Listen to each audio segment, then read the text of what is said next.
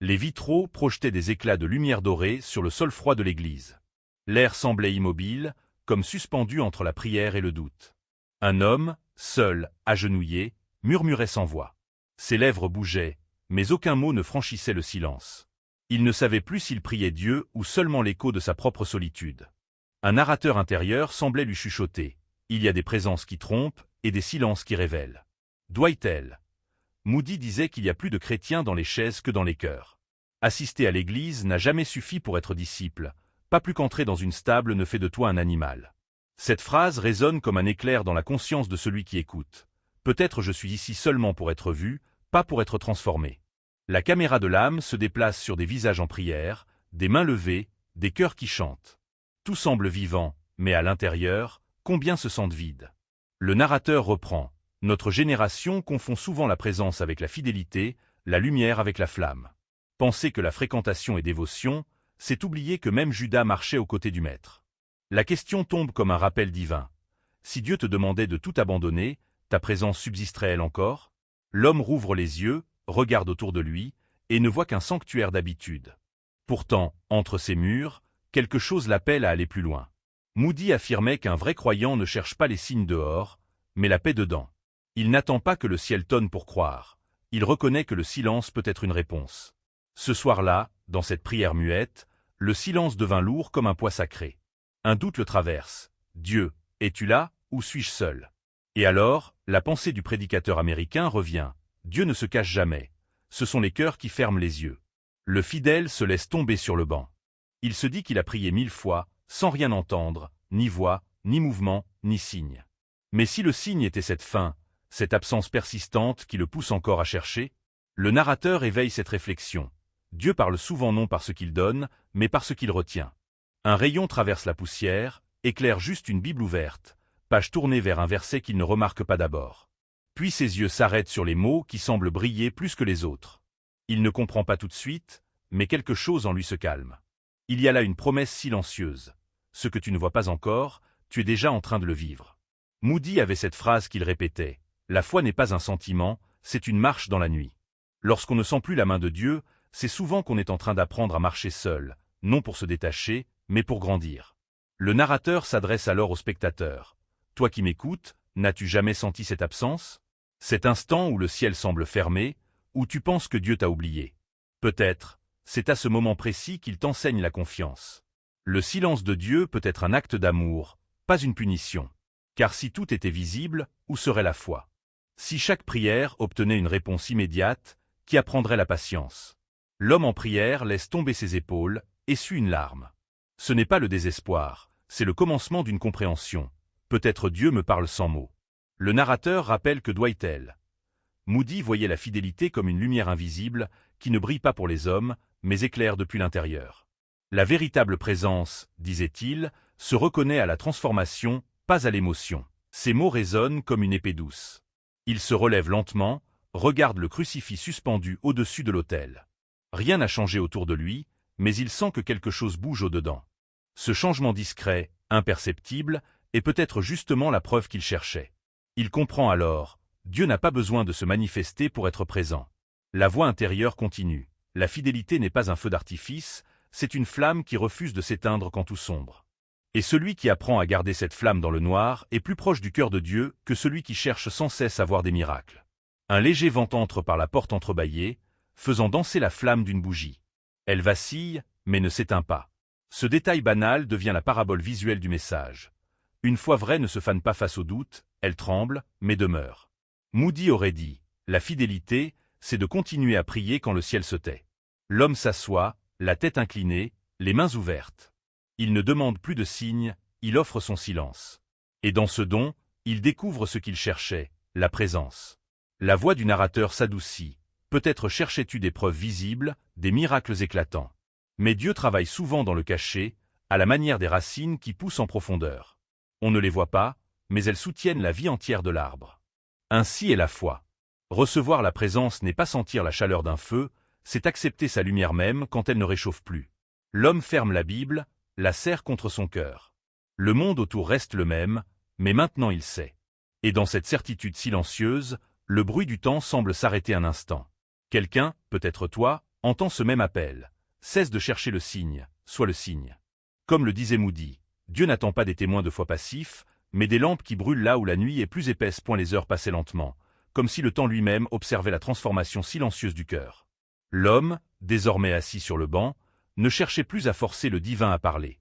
Il acceptait la lenteur, la discrétion du ciel. Moody disait que le silence de Dieu ne signifie pas absence, mais invitation à l'écoute. Dans chaque attente, il voyait une pédagogie céleste. Dieu enseigne la confiance en se taisant. Le narrateur poursuit. Tant de croyants mesurent leur foi à la fréquence de leurs émotions. Ils disent « Je ne ressens plus Dieu », donc il s'est éloigné. Mais qui t'a promis que la foi devait être ressentie? La foi n'est pas un parfum ni une musique. C'est une conviction qui survit aux ténèbres. L'homme ferme les yeux et revoit son enfance. Sa mère lui apprenait à prier avant de dormir. À l'époque, il croyait que Dieu répondait immédiatement. Aujourd'hui, adulte, il comprend que les prières ne changent pas seulement ce que Dieu fait, mais surtout ce que l'homme devient. Il se souvient d'une phrase de Moody. La prière ne prépare pas Dieu à nous donner, elle nous prépare à recevoir. Cette pensée entre en lui comme une semence. Peut-être que la réponse qu'il attend depuis des années est déjà donnée, mais son cœur n'était pas encore prêt à la reconnaître.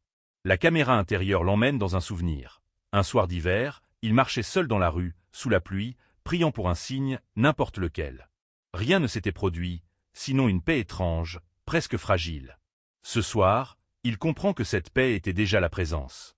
Le narrateur s'adresse à celui qui écoute. Toi aussi, combien de fois as-tu demandé un signe visible? N'as-tu jamais remarqué que la paix après la prière est déjà une réponse? La foi, selon Moody, n'est pas un cri vers le ciel, mais une ouverture du cœur à ce qui descend doucement. Une voix de femme retentit, douce et lointaine, chantant un cantique oublié. Les notes se fondent avec le vent. L'homme rouvre les yeux et murmure. « Seigneur, je t'ai cherché dans le bruit, mais tu étais dans le souffle. » Ces mots se perdent dans le silence, mais il sent la différence. Son âme ne réclame plus, elle reçoit. La lumière change lentement dans l'église. Le soleil s'incline, projetant sur le sol des ombres longues et dorées. Dans cette ambiance, Moody lui revient encore. Là où la lumière entre, les ténèbres s'excusent et s'en vont. Ce n'est pas la lumière qui crie, c'est elle qui révèle. Ainsi en est-il de la foi. Elle ne s'impose pas, elle éclaire. Le narrateur glisse un instant de réflexion. Il y a des croyants qui veulent prouver leur fidélité par leur présence constante aux cérémonies, mais Dieu regarde le cœur qui demeure fidèle même dans l'absence de toute émotion religieuse. Être présent n'est pas être fidèle. Être fidèle, c'est rester quand plus rien ne flatte ton ego spirituel. L'homme se lève, fait quelques pas, hésite. Il regarde le monde extérieur par la porte ouverte. Un enfant traverse la place en riant, un vieil homme nourrit des pigeons, une femme porte des fleurs vers un cimetière. Scènes ordinaires, remplies d'une beauté simple. Il réalise que Dieu ne se manifeste pas seulement dans le sacré, mais aussi dans ce rythme humble de la vie quotidienne. Moody disait que la vraie religion est la vie elle-même vécue dans la lumière du Christ. Pas dans les mots, mais dans les gestes. Si l'on ne peut aimer son prochain, comment prétendre aimer Dieu? Ces mots pénètrent son âme avec force. Il comprend que peut-être le signe qu'il demandait, c'était cet appel à aimer sans raison, à pardonner sans condition. Le narrateur interpelle alors le spectateur. Et toi, quel signe attends-tu encore? Dieu t'a peut-être déjà répondu à travers la personne que tu refuses de comprendre, à travers l'épreuve que tu veux fuir, à travers la prière qui t'épuise. Chez Moody, chaque silence de Dieu devenait une école de foi. Chaque douleur, une salle de classe. Le vent s'intensifie, les bougies frémissent. Une flamme s'éteint. L'homme la rallume avec prudence, comme s'il rallumait aussi quelque chose en lui. Cette image devient symbole du cœur qui veut recommencer. On comprend que le feu de la foi, même minime, peut rallumer celui d'un autre. Et c'est là que la fidélité devient contagieuse. Dans une note plus douce, la voix intérieure de Moody résonne. Ne juge pas ta foi à la force de ta flamme, mais à la direction vers laquelle elle brûle. Les auditeurs sentent presque cette phrase entrer dans leur propre respiration. L'homme se tourne vers la croix. Pas pour demander, mais pour remercier. Merci pour l'attente qui m'a appris la confiance. Merci pour le silence qui m'a appris à écouter. Merci pour l'absence qui m'a révélé la présence. Ces mots ne sortent pas de sa bouche, mais tout son être les exprime. Une paix réelle s'installe. La paix qui ne dépend plus de l'extérieur. Le narrateur en parle comme d'une bénédiction discrète, celle que seuls les cœurs brisés peuvent recevoir. Moody enseignait que Dieu ne casse jamais un cœur pour le détruire, mais pour qu'il devienne malléable entre ses mains. L'homme le ressent profondément. En marchant vers la sortie, il jette un dernier regard sur l'autel. Une dernière bougie tremble, mais sa flamme est droite et stable. Il comprend, ce qui vacille n'est pas forcément en train de s'éteindre. Parfois, c'est le souffle même de Dieu qui fait trembler ce qui vit. Le narrateur clôt ce moment de transition sur une pensée. Il y a des présences qui crient et des silences qui transforment. Dieu préfère toujours le second point, et la nuit tombe sur la ville et les premières étoiles percent à travers le voile violet du ciel. L'homme marche lentement, ses pas résonnent sur les pavés humides. Il n'a plus le poids dans la poitrine qu'il portait en entrant dans l'église. Il sent cette légèreté étrange de celui qui vient de comprendre sans entendre, de celui qui découvre que le silence est une forme de parole. Moody affirmait que Dieu murmure à l'âme ce que le monde ne saurait jamais prononcer à haute voix. En longeant la rue, il observe les vitrines éclairées, les visages pressés. Tout lui paraît différent, non parce que le monde a changé, mais parce que son regard s'est purifié. Le narrateur accompagne sa pensée. La foi ne transforme pas les choses, elle transforme notre manière de les voir. Avant, il voyait les autres comme des étrangers. Maintenant, chaque inconnu semble porteur d'un fragment de divin. Une femme âgée l'arrête pour demander le chemin. Il l'écoute, prend le temps de la guider et de sourire. Ce petit geste l'émeut, car il réalise qu'avant, il aurait poursuivi sa route sans même la voir. La présence commence ici, dans cette attention simple. Chez Moody, servir les autres, c'était prier les yeux ouverts. Le narrateur raconte, il y a des miracles silencieux chaque jour. Quand le cœur endurci s'ouvre, quand la rancune recule, quand le pardon devient possible, c'est déjà une résurrection. C'est dans ce genre de moment que Dieu montre que le royaume a commencé à semer en nous. En marchant, l'homme revoit intérieurement l'image de la bougie tremblante. Sa foi aussi vacille, mais elle tient. Moody disait que la foi n'est pas la certitude, c'est la confiance quand tout paraît incertain. Et c'est là tout le mystère chrétien. Continuer à marcher alors que rien ne garantit la route. Dans un café au coin de la rue, un couple se dispute à voix basse. L'homme observe sans juger. Il se dit, hier, j'aurais détourné les yeux. Aujourd'hui, je veux prier pour eux. Pas avec des mots, mais avec un vœu discret que leur cœur connaisse la paix. Il comprend enfin ce que Moody voulait dire. Prier sans cesse, c'est vivre tout en Dieu, même dans les rues, même dans le bruit. Le narrateur se tourne maintenant vers le spectateur. Toi qui m'écoutes, qu'est-ce qui t'empêche de découvrir cette présence? Est-ce le doute, la peur, ou simplement l'habitude? La foi stérilise quand elle devient mécanique. Mais elle renaît dès qu'on cesse de répéter et qu'on recommence à aimer. Une musique d'orgue s'élève d'une maison voisine. L'homme s'arrête, écoute. Les notes glissent dans la nuit comme une prière qui ne sait pas où aller, mais qui va quand même. Il ferme les yeux, et ses pensées deviennent prières. Il revoit des visages, des souvenirs, un ami perdu, une faute qu'il n'a jamais pardonnée, un rêve qu'il croyait mort. Tous remontent à la surface comme pour dire « Rien n'est perdu tant que tu n'as pas cessé de croire ». Moody enseignait que le plus grand drame spirituel n'est pas de tomber, mais de ne plus vouloir se relever. Dieu ne mesure pas nos pas, mais la direction vers laquelle nous essayons de marcher. C'est cela, la fidélité, rester tourné vers la lumière, même si l'on avance en boitant. Une pluie fine commence à tomber.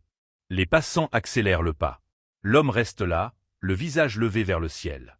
Chaque goutte devient un baptême nouveau. Il murmure, « Seigneur, si ce n'est pas un signe, qu'importe, je t'ai trouvé dans l'absence. » Le narrateur se tait pour quelques secondes, laissant l'émotion suspendue. Ce silence est devenu prière. Le vent emporte un papier qui glisse à ses pieds. Il se penche et lit quelques mots écrits à la main. « N'aie pas peur. » Il sourit. Cela pourrait venir de n'importe qui, mais dans son cœur, il y lit la voix de Dieu. Tout ce qui arrive au croyant devient dialogue quand son âme reste ouverte. En continuant sa marche, il croise un sans-abri assis contre un mur. Il s'arrête, s'assoit à côté de lui, partage son pain. Il ne parle presque pas. Dans le regard de l'autre, il perçoit le reflet de la miséricorde. Moody disait que chaque main tendue est une prière exaucée. Le narrateur traduit ce moment en silence intérieur. Ce n'est plus un homme et un mendiant, mais deux prières assises côte à côte. Les minutes s'étirent doucement. Rien d'extraordinaire ne se produit, mais tout semble miraculeux. C'est la simplicité du sacré quand il descend dans la vie ordinaire. La paix devient palpable, le cœur bat au rythme du ciel. Cet instant, si banal en apparence, devient révélation. Dieu est toujours là où l'amour demeure. Pas dans le tonnerre, pas dans les éclats, mais dans le souffle discret de la bonté. Le narrateur pose cette phrase comme une évidence qu'on redécouvre après l'avoir oubliée. Même la compassion la plus discrète a plus de valeur pour Dieu que 1000 paroles prononcées sans amour. Alors qu'il se lève pour partir, la voix intérieure répète « Ne cherche plus le signe, deviens le signe ». C'est cela l'appel de Dieu selon Moody. Vivre de sorte que les autres puissent entrevoir en toi une lueur de sa présence. Dans la nuit maintenant entière, un sentiment de gratitude recouvre tout. Le silence n'est plus vide, il est habité. L'homme sourit sans raison apparente, parce qu'il a enfin compris que l'absence de voix n'était jamais absence d'amour. Le jour suivant se lève dans une lumière pâle. L'homme se réveille plus tôt qu'à l'habitude, sans alarme, comme appelé par quelque chose de plus grand que lui. Les murs de sa chambre, d'ordinaire froids et muets, semblent respirer une paix nouvelle. Il s'assoit au bord du lit et reste là quelques instants, les mains ouvertes, sans chercher à formuler de prière. Ce matin, tout est prière. Le souffle, la gratitude, la simple conscience d'exister. Moody disait que chaque journée commence vraiment lorsque le cœur dit merci avant même que les lèvres ne bougent. Le narrateur accompagne le rythme lent de cette aube. La fidélité, c'est cette décision de commencer encore, même si rien ne paraît différent. Le signe n'est pas un miracle éclatant, mais la constance des petits recommencements. L'homme se lève, prépare du café, observe la vapeur qui s'élève de la tasse et murmure « Me voici ». Ces deux mots, simples, suffisent à transformer sa cuisine ordinaire en sanctuaire. Au dehors, la ville s'éveille dans le bruit des moteurs et des voix. Il sort, le visage tourné vers le ciel gris. La pluie de la veille a lavé les rues, et les reflets de lumière sur le pavé lui rappellent les vitraux de l'église. Chaque éclat devient mémoire de la veille. L'enseignement de Moody revient. Celui qui apprend à voir Dieu dans le commun n'a plus besoin de signes extraordinaires. Sur le trajet, un bus s'arrête brusquement. Une femme trébuche, il la rattrape. Le geste est instinctif.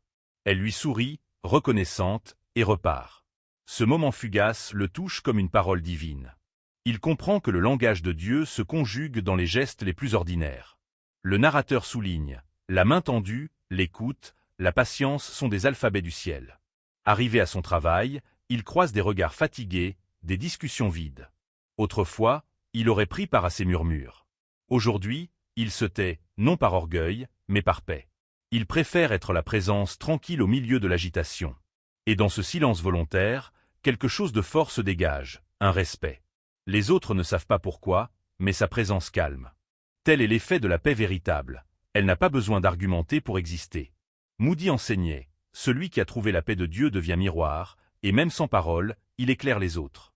Peu à peu, l'homme comprend que cette paix, c'est le signe qu'il réclamait. Ce n'est pas un signe venu du ciel, mais une naissance intérieure. Elle change tout. Un collègue, curieux, lui demande « Tu es différent, hier tu semblais perdu, aujourd'hui tu rayonnes ». Il répond simplement « J'ai cessé d'attendre des preuves, j'ai commencé à croire ». Le narrateur sourit intérieurement. Croire n'est pas une conclusion, c'est un commencement sans fin. Le temps passe.